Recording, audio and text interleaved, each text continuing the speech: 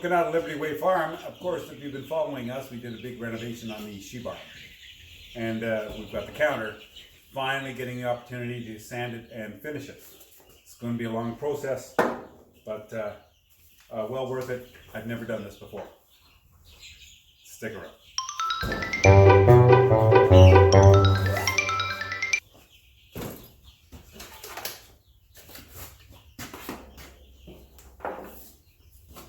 So having never done any woodworking before, I had to defer to the expert. And the expert was Mrs. Oddjobs, who does quite a bit of wood refinishing and stuff of that nature. And she kindly lent me her DeWalt sander. And she instructed me on what to use. I'm going to go with 2 different grits of sandpaper. The first grit I'm going to use is a 150 grit, and that's because it's already been very roughly finished, and so I don't have to go any coarser than that. And I'll finish it off with a 220 grit and make sure that that's all good, and then we'll start applying the stain.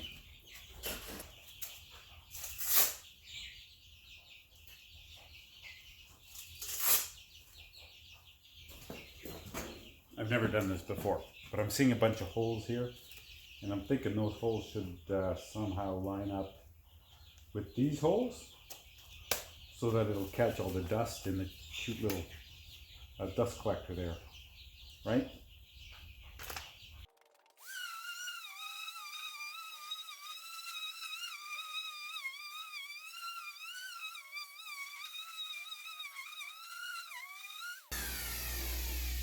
So we've got this very dark stain here, and very rough. You can feel it here, the millwork, and that's from the blade that milled this piece.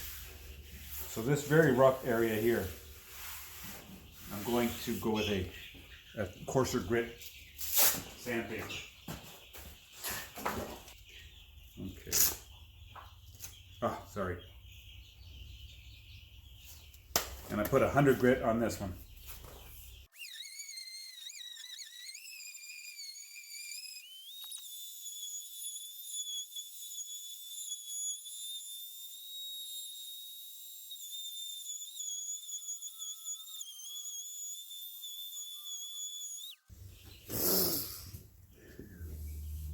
So these marks here that you see, you can just barely feel them. In millwork, we would call that tool marks. But I think it's from the saw, because the saw passes in this fashion and would have cut over the top of this. It looks like a bandsaw had cut this one. So we have similar, it's a little uneven here and there. It's not perfectly flat. And I don't think that's going to be the goal. I think it's going to be to get the rough tool marks out. And it looks pretty good. And hopefully all this is going to fill in nicely and seal. So I'm going to carry on and get this.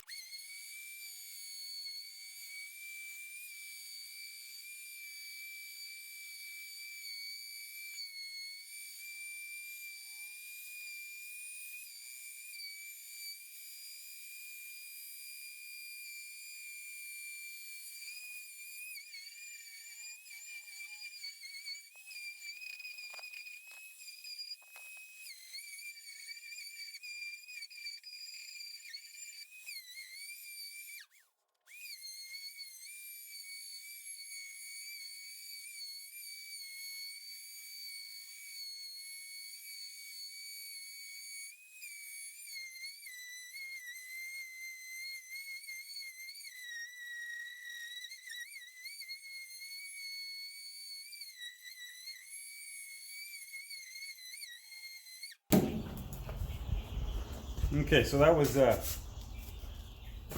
all done with the 100 grit. And it feels pretty good. There's still a couple of dents. I don't know what else to call them. They're little pocks in the wood that will eventually get filled up with the oil and the hardener and all that kind of whatever we put on it. And that'll be okay. So next, I'm gonna go with a 150 paper.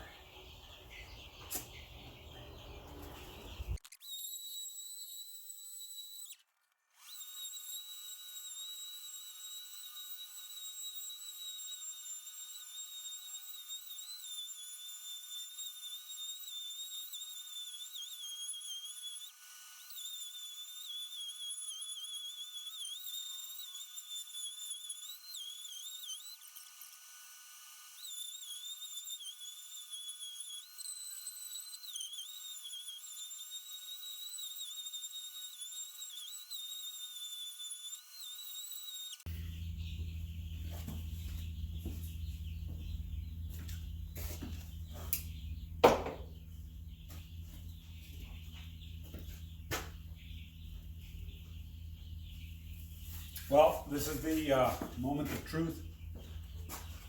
We're going to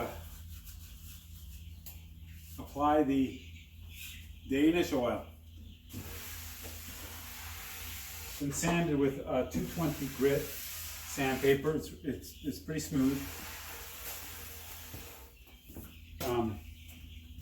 We also added this piece of,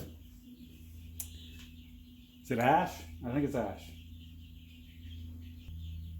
Put some Danish oil on this, and this will be a 10-foot long charcuterie board. Might be exciting. We're going to see. I was expecting Crystal. She hasn't arrived yet, and so we're just going to start. I'm going to start without her, and I'll start with this.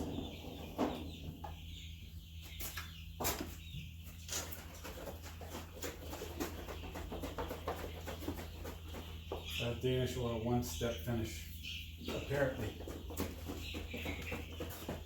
I've heard stuff like you need 3 coats. I've heard 2 coats. I've heard 1 coat. I've heard all kinds of stuff.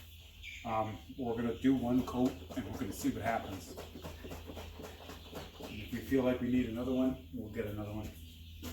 It's clean and it's dry, and I hope that's enough.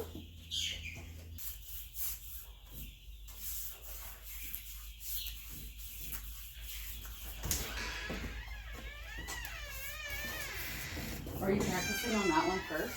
Well, I figured, so I thought I'm going to start, and that if I'm going to learn a technique, it's going to be on this one. Yeah.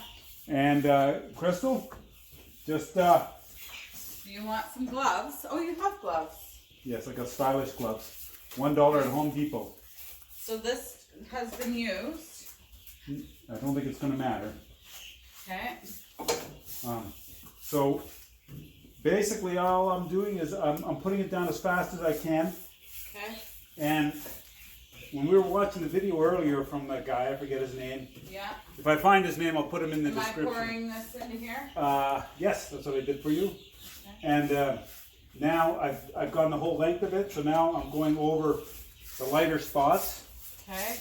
And just to... Shall I start here? You can start wherever you want.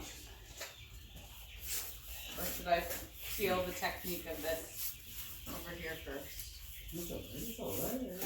You see some light areas and just like what looks like not good coverage, right? Okay, I'm going for this. Go for the big gusto. Okay. Okay. Crystal's joined us here, and she's gonna help apply the Danish oil on the countertop for her she shed. And so I think I'm gonna go now. I'm gonna refill my jar, and I'm trying to look at all angles of this to make sure I have everything. We gotta, I think, act fast. Yeah, we gotta work fast. I've been going long strokes. That's a nice finish though. Wow. What do you think? I like it. I'm glad you like it. It's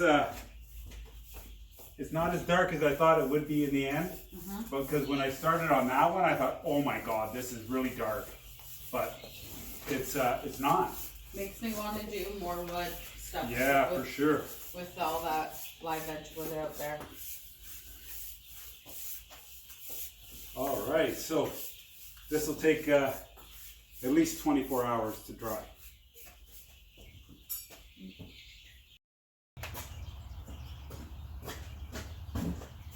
So we'll keep an eye on this for the next little while and wipe up any seepage that might come through, and hopefully everything is going to dry nice and even, and we'll take a look at it tomorrow. Okay, here we go.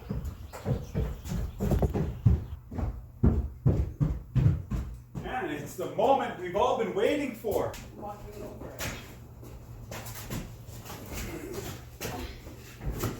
Okay. 1 second. Okay, I got it. Okay. Okay, just lay it down. Like that, good.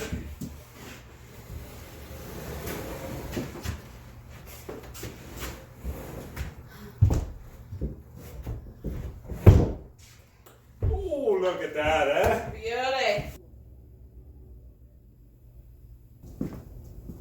Now this counter is really heavy. It's going to be hard to move the best of times. But just so that nobody inadvertently moves it, I'm going to put in a couple of screws. I'm going to put one here where I've got easy access, and another one probably at the end. And I'm just using ordinary screws, ordinary wood screws. So this is a 2-inch screw, and I got to go through 5/8, and then I got to go through pretty much 2 inches. So this one's going to hold really well.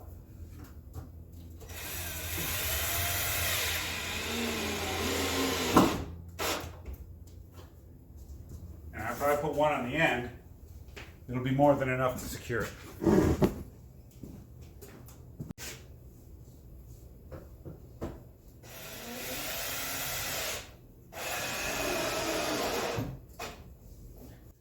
Well, I hope you enjoyed this video on finishing this countertop and putting it into place. It looks great, and so does the whole she barn. This whole project was fun.